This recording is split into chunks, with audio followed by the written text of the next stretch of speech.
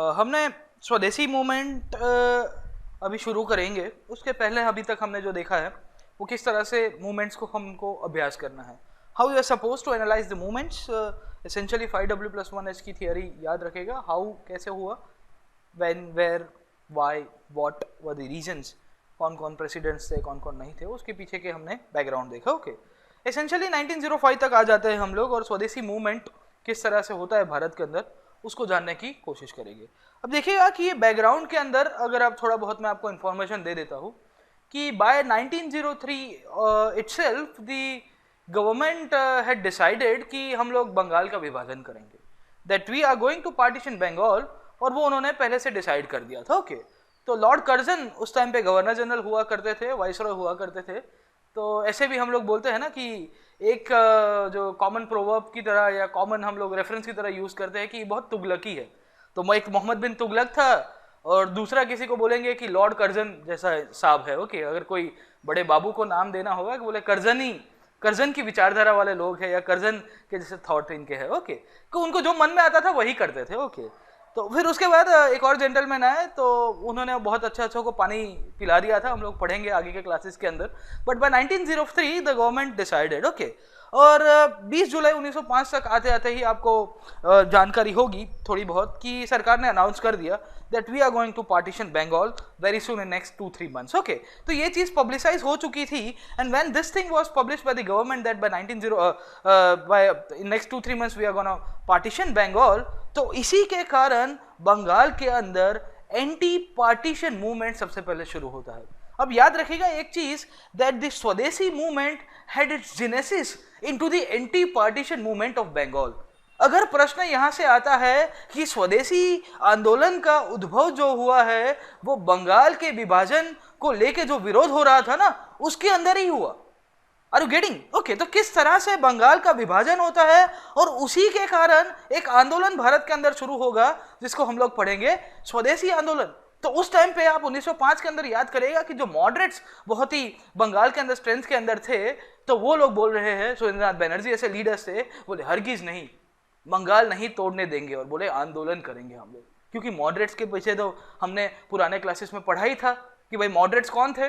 तो मॉडरेट्स वही थे जो बड़ी बड़ी प्रेयर्स, पिटिशंस और रिजोल्यूशन पास किया करते थे और बोलते थे कि योर एक्सीलेंसी, हम आपसे ये 3 चीजें मांग रहे हैं, आप दे दोगे तो अच्छा रहेगा। ओके, सो एसेंशियली अगर बंगाल के विभाजन के पीछे सरकार का कारण क्या था, अब देखिएगा कि जैसे ये बंगाल है, ये तो आज की तारीख का जो मॉडर्न डे बांग्लादेश और बंगाल को मिक्स करके थोड़ा बहुत जो रेफरेंस के तौर के ऊपर मैंने मैप आपको इस्तेमाल कर रहा हूँ। ये वाला जो बंगाल है, ये वाले बंगाल से भी बहुत ही बड़ा एरिया हुआ करता था। At that time, the Bengal used to consist the areas of the present-day Bengal, present-day Bangladesh, some portions of Assam, some portions of Bihar, and some portions of Odisha as well. Okay, तो सरकार को इतना बड़ा राज्य, इतना बड़ा mammoth state, उसको govern करने के पीछे सरकार एक कारण देती है। सरकार बताएगी, सरकार मतलब आपका लॉर्ड कर्जन बताता है कि भाई हम बंगाल का विभाजन करके गुड गवर्नेंस देंगे। देखिए, सुशासन देंगे। सुशासन के नाम के ऊपर सब कुशासन करने वाली बात हो रही थी सरकार के द्वारा, बट ये गुड गवर्नेंस वाला जो आइडिया है, बोले it is too big to administer. बोले करीबन 8 करोड़ पॉपुलेशन है, 1905 के बंगाल की बात कर रहा हूँ भाई साहब, और वहां पे इतना बड़ा एरिया है, तो समझ में नहीं आ रहा था किस तरह से शासन चलाया जाए। तो उन्होंने ये कारण दिया। तो सच्चाई क्या थी? सच्चाई यही थी कि ये पूरा का पूरा जो एडमिनिस्ट्रेशन का कारण सरकार दे रही है कि इतना बड़ा है और उसके कारण ही हम लोग इसको तोड़ रहे हैं, इसका विभाजन कर रहे हैं, इतना बड़ा राज्य है, इसका जो एरिया है बहुत ही बड़ा है। ओके, तो मॉडरेट्स को ये चीज़ पहले से ही पता थी। बोले स्मॉल स्टेट्स तो आज की तारीख में हम लोग मॉडर्न डे इंडिया का जब एग्जाम्पल लेते हैं तो उसमें भी ये पूरा का पूरा डाइकोटॉमी चल रहा है कि स्मॉल स्टेट्स सक्सेसफुल रहे कि नहीं रहे हैं। But the real reason or the intention of the government to partition Bengal was not the good governance or the good administration. Administration तो देना होता है तो 1757 से दे दिए होते भाई साहब ये लोग। 1769 के अंदर जो आपका ग्रेट बंगाल फैमाइन आया वो नहीं आया होता, डी इंडस्ट्रियलाइजेशन नहीं हुआ होता, इकोनॉमी हमारी खराब नहीं की होती, हमारे फार्मर्स को परेशान नहीं किया होता, पूरी तरह से इंडिया को कंगाल कर दिया नहीं होता 1905 तक। और अभी बोल रहे हैं गुड एडमिनिस्ट्रेशन के लिए दे रहे हैं बंगाल का विभाजन। The real reason was something else. आप याद करिए कि जो भी एक्टिविटीज हो रही थी बंगाल के अंदर, वो एक्टिविटीज किसके थ्रू हो रही थी?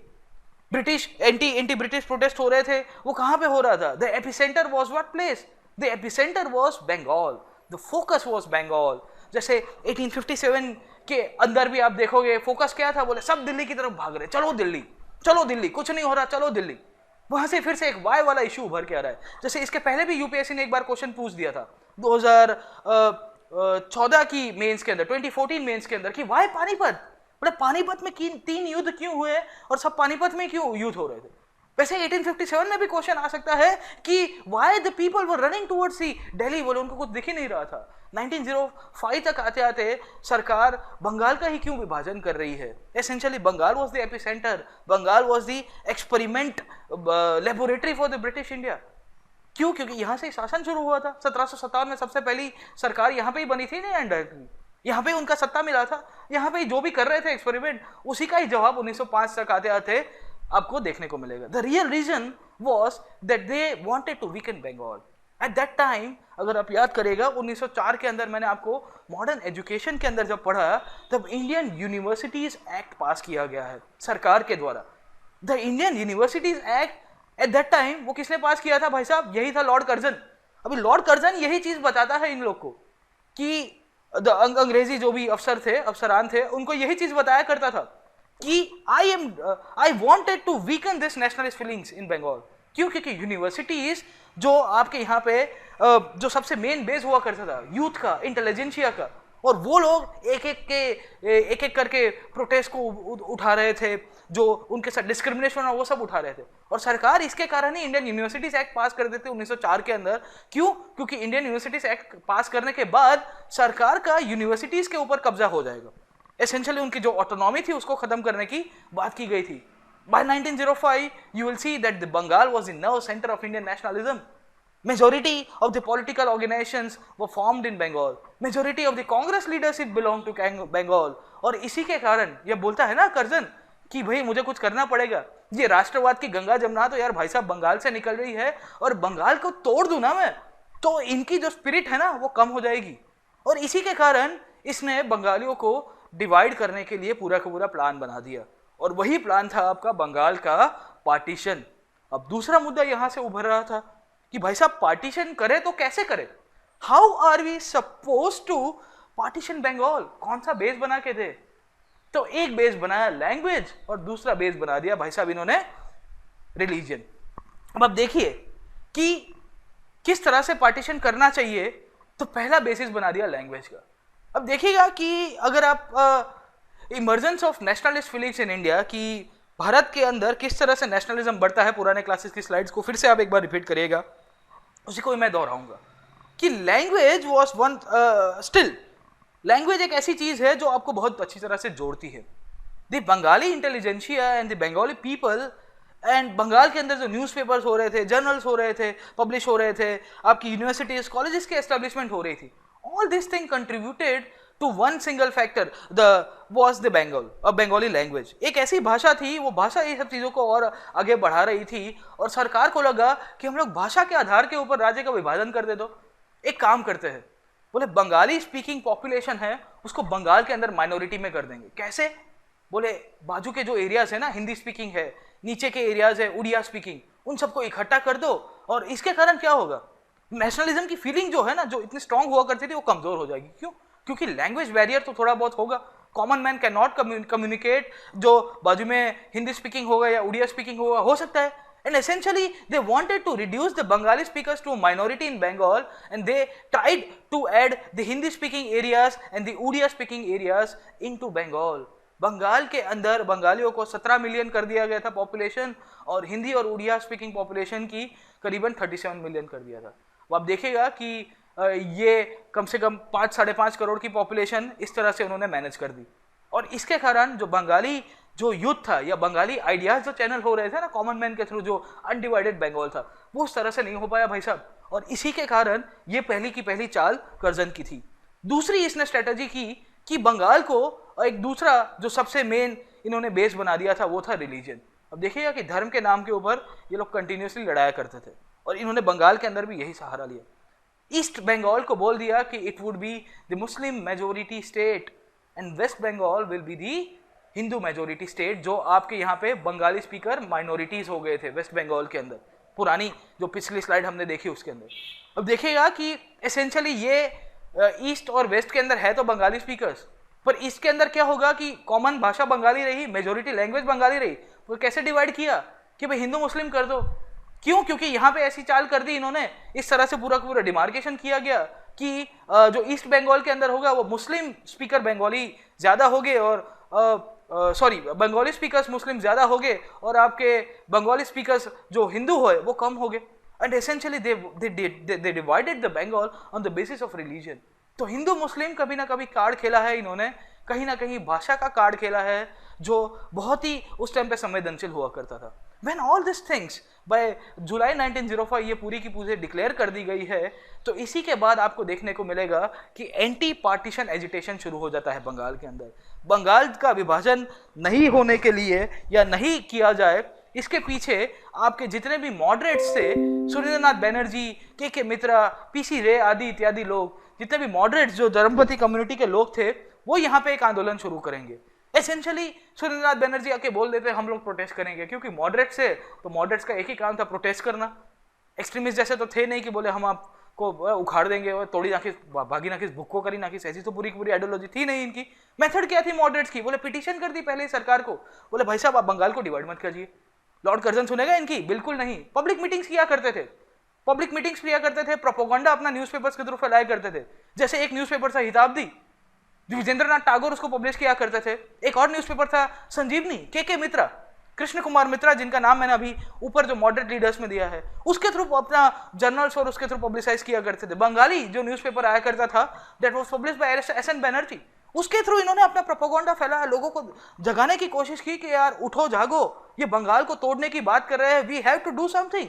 बट बाय जुलाई 1905 सरकार ने बोल दिया है कि भाई हम लोग बंगाल का डिवीजन करेंगे। जैसे ही जुलाई 1905 के अंदर सरकार ने बताया, इंपॉर्टेंट डेट्स मैं आपको बताता रहूंगा।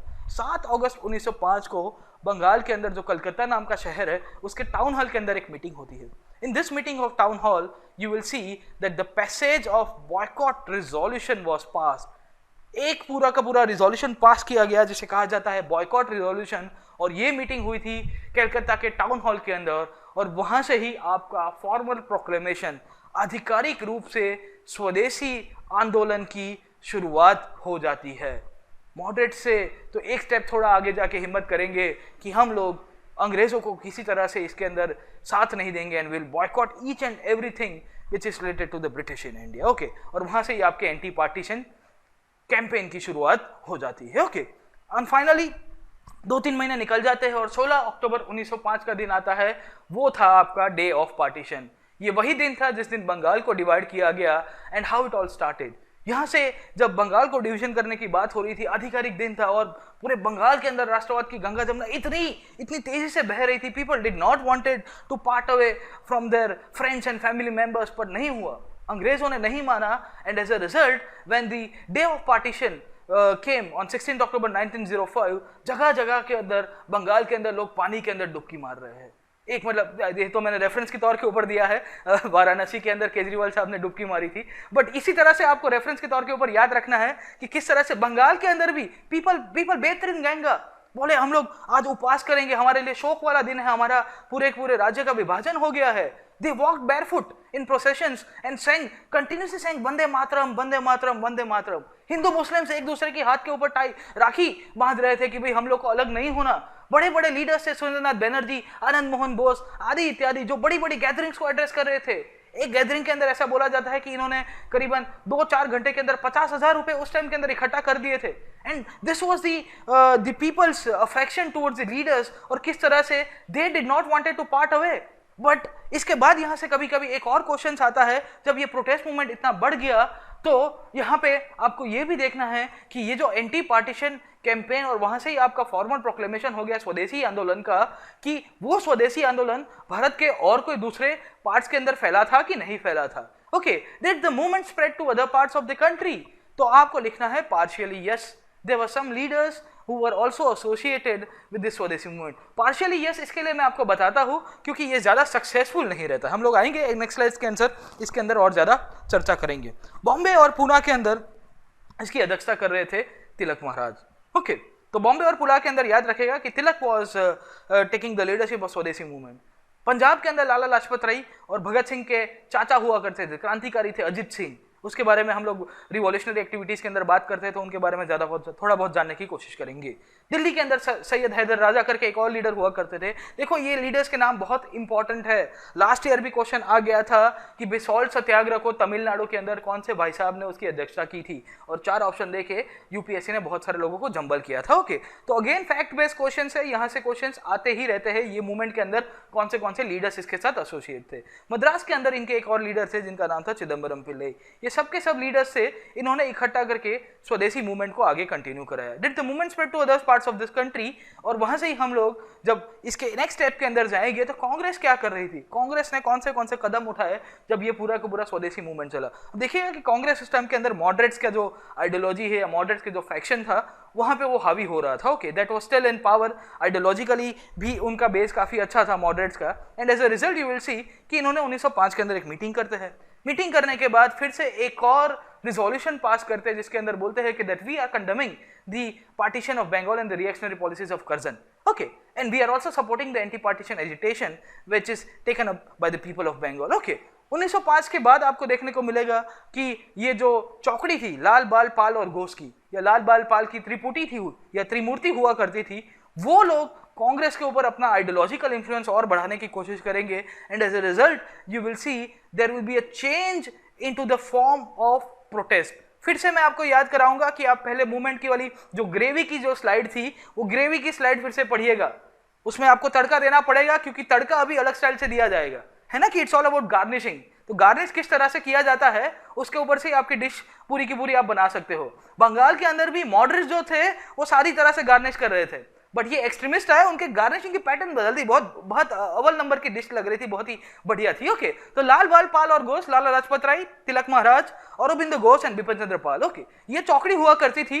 एसेंशियली ये इनका पूरा का पूरा ये 4 लोग थे जो एक्सट्रीमिस्ट या चरमपंथी विचारधारा थे और कांग्रेस के अंदर बहुत ही अच्छी तरह से उभर के इनकी लीडरशिप आ गई थी। Now they started challenging the course of action taken by the moderates. और 1905 के बाद आते आते ये जो एक्सट्रीमिस्ट आइडियोलॉजी थी वो कांग्रेस के ऊपर अपना प्रेशर बनाने की कोशिश करती है। एंड एज अ रिजल्ट अभी जो पहले पिटिशंस और प्रेयर्स और बड़े बड़े रिजोल्यूशंस पास होते थे उसकी जगह ये लोग स्वदेशी मूवमेंट को एक और स्टेप के ऊपर आगे लाएंगे। इन कोर्स ऑफ टाइम ये फॉर्म्स ऑफ बॉयकॉट की तरफ आगे बढ़ाने की कोशिश करेंगे। और किस तरह से बॉयकॉट हुआ, पहले बॉयकॉट बोल दिया गया है कि that the boycott of foreign goods will be done by the Indian people. बोले बी स्वदेशी बाय स्वदेशी, बाहर की कोई भी चीज नहीं करेंगे।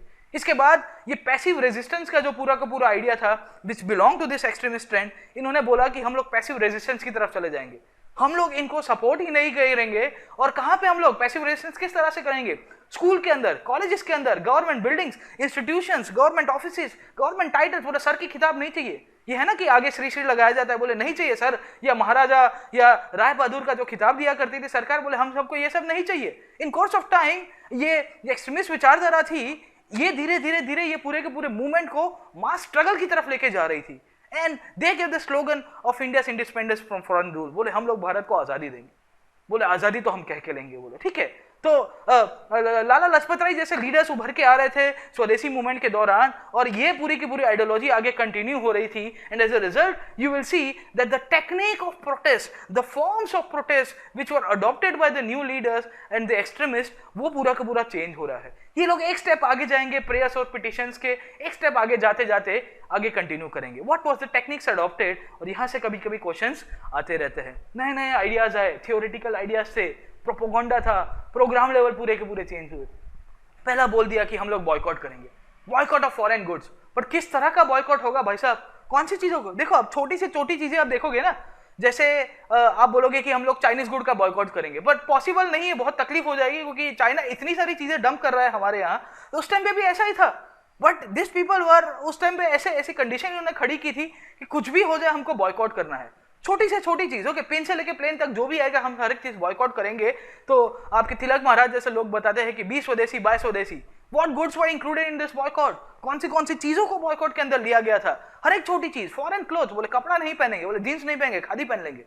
साथों साथ बोल दिया गया कि foreign made salt and sugar. अब देखिएगा कि नमक बनाने का अधिकार हमारे ऊपर नहीं था, हम लोग को नहीं दिया गया था, और उस टाइम के अंदर जो ब्रिटिश जो कंपनीज हुआ करती थी, जो उनके जो एंटरप्रेन्योर्स हुआ करते थे, उनके इंडस्ट्रियलिस्ट थे, वो लोग नमक बनाया करते थे। ओके, तो देश का नमक वाली जो थियरी है, वो देश का नमक की थियरी आपको 1905 के अंदर स्वदेशी आंदोलन में भी देखने को मिलती रहेगी। साथों साथ बहुत सारे पंडित ने भी बता दिया कि हम लोग ऐसा कोई भी शादी के अंदर भाग नहीं लेंगे वहां पे आपने कोई फॉरेन मेड चीज यूज की है। अब देखेंगे, this was the form of protest and this was the feeling of the Indian people against the British government. बोले हम लोग वहां भाग ही नहीं लेंगे, बोले यहाँ चटाई बिदाई है और ये चटाई लंदन से बन के आएगी, तो I will not sit into this mat. Okay, तो मैं जमीन के ऊपर बैठ दूंगा वरना आंदोलन कर दूंगा। Okay, refusal of washerman to wash cotton. बोले धोबी ने बोल दिया कि भाई हम जींस नहीं धोएंगे आपका। तो इतना एक्सट्रीम फॉर्म ऑफ प्रोटेस्ट हो रहा था, और ये एक्सट्रीम फॉर्म ऑफ प्रोटेस्ट, ये जो बॉयकॉट का पूरा जो आइडियोलॉजी कंटिन्यू करके कॉमन मैन को ये सब सिखाने वाली जो आइडियोलॉजी थी, वो आपके नए लीडर्स ने की थी। Okay,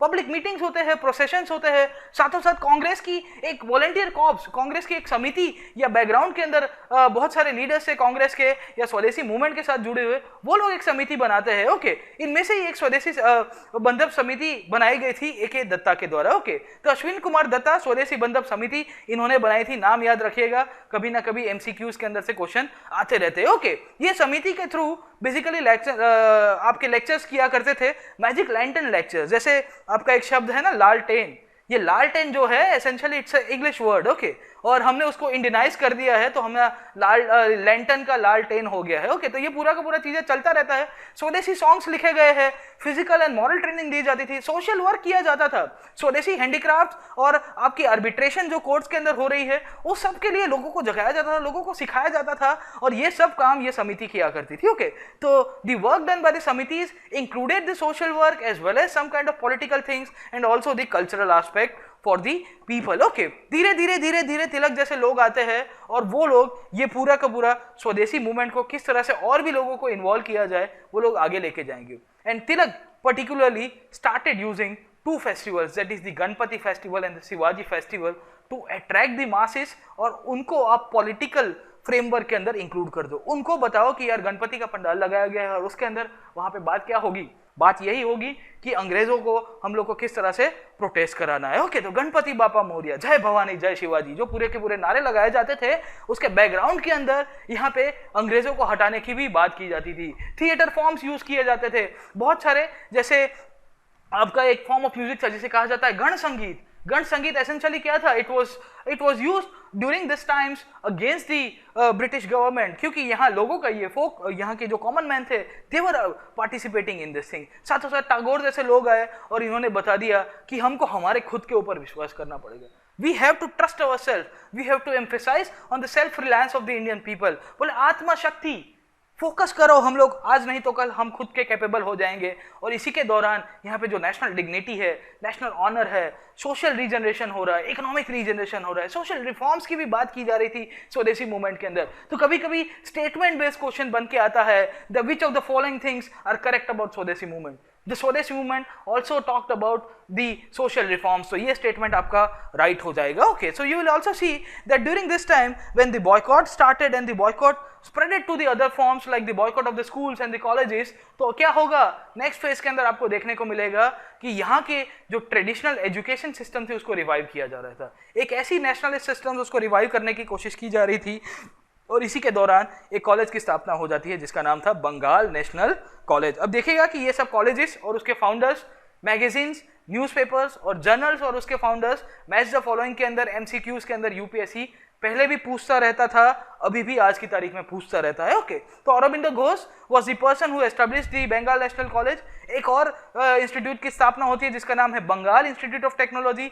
national council of education was set up to organise education. Okay, जो नेशनलिस्ट लाइन के ऊपर था, राष्ट्रवादी विचारधारा और राष्ट्रवादी शिक्षण को पूरी की पूरी तरह से दर्शाया करता था, ऐसी सोच के साथ ये पूरी की पूरी चीजें शुरू होती है। इन कोर्स ऑफ टाइम जब ये बॉयकॉट बहुत बढ़ गया, साबुन से लेके आपने टेक्सटाइल से लेके सबकी सब चीजों को प्रोटेस्ट कर रहे थे, सबकी सब चीजों का बॉयकॉट कर रहे थे, तो आगे क्या होगा, व्हाट विल हैपन नेक्स्ट? आपको सामान तो खरीदना ही होगा, you will need the basic bare minimum necessities to survive. तो इसी के कारण व्हेन यू स्टार्टेड बॉयकॉटिंग, तो यहाँ पे बहुत सारे इंडिजिनस एंटरप्राइजेस, इंडिजिनस जो आपके एंटरप्रेन्योर्स थे वो उभर के आ रहे हैं। You will find the establishment of swadeshi textile mills, the establishment soap and chemical factories, ऐसी की तारीख के अंदर एक और केमिकल फैक्ट्री की स्थापना हो जाती है जिसका नाम था बंगाल केमिकल्स। बैंकिंग कंपनीज आई, इंश्योरेंस कंपनीज आई, टैनरी शॉप्स, जो कॉमन मैन के लिए जो भी जरूरत थी, जो इसके पहले अंग्रेज हमारी नीड्स को फुलफिल किया करते थे, उससे हम लोग एक स्टेप आगे चले गए और हमने बोला कि हम लोग हमारी खुद की पूरी चाहिए। देखो ये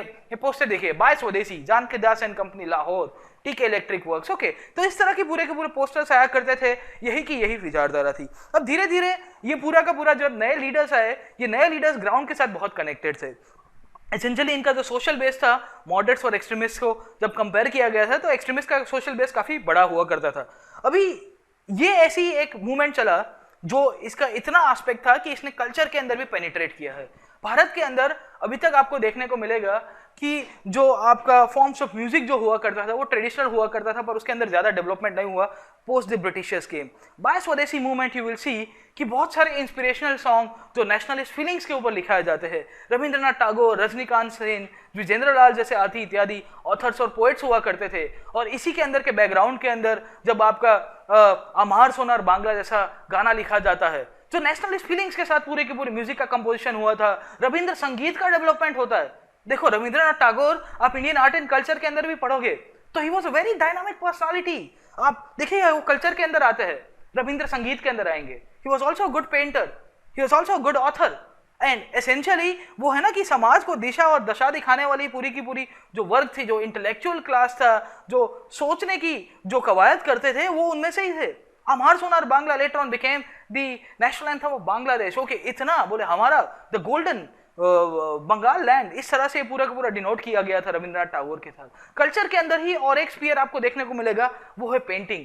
अब आप देखिएगा कि पेंटिंग इसके पहले जो हो रहा था वो Victorian style of painting generally बोला जाता है, कि यूरोपियन जो शैली हुआ करती थी पेंटिंग की, जो थीम हुआ करती थी ना, अगर आप इंडियन आर्ट एंड कल्चर थोड़ा बहुत पढ़े होंगे तो बैकग्राउंड के अंदर आपको पता होगा कि पेंटिंग का थीम और सब्जेक्ट होता है, और थीम और सब्जेक्ट के तहत ही आप उस तरह से जो भी पेंटर होगा उसको विजुलाइज करके उसको पूरा का पूरा फ्रेम के अंदर उसको इंक्लूड करेगा। ओके, बाय दिस टाइम जो नेशनलिस्ट स्कूल थी पेंटिंग के अंदर भी राष्ट्रवादी विचारधारा वाले पेंटर्स थे। जैसे एक पेंटर थे Rabindranath Tagore, and he was the first person who paint the painting of Bharat Mata. तो भारत माता की जय हम लोग जो नारा लगाया करते हैं, तो पहले भारत माता ऐसे हुआ करते थे, which later on got transform into the modern. Okay, Nandalal Bose जैसे पेंटर्स आए and they broke the domination of Victorian art.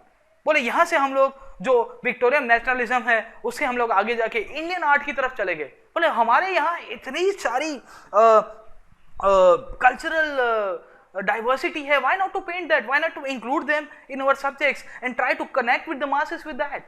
देखने को मिलेगा कि और भी पेंटर्स थे, आपके राजा रवि वर्मा जैसे पेंटर्स थे, उनका भी डेवलपमेंट उसी दौरान स्वदेशी मूवमेंट बैकग्राउंड के अंदर हो रहा है, उसी के दौरान उनको देखने को मिलता है। Okay, in course of time you will see the cultural flavour के अंदर एक और स्टेप आगे जाता है, वो है आपका साइंस। और साइंस के अंदर आपकी एक और सबसे सुप्रीम बॉडी है या सबसे मेन बहुत बड़ी थिंक टैंक बोला जाता है, उसका नाम है इंडियन साइंस कांग्रेस।